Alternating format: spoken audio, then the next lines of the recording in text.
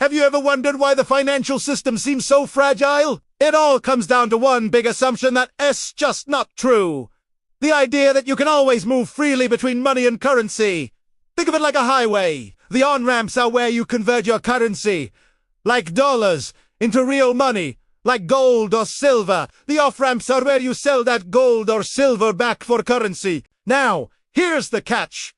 These ramps aren't public roads. They're controlled by a handful of players, banks, credit lines, and the financing for refineries. So what happens when these players decide to tighten the rules? When banks cut credit or dealers run low on cash, the whole system jams up. Refiners can't process, dealers can't trade, and suddenly your access to converting your assets disappears. The money still exists, but the currency stops flowing. That's the weak point most people never see. If you found this insightful, hit that like button and subscribe for more. Thanks for watching!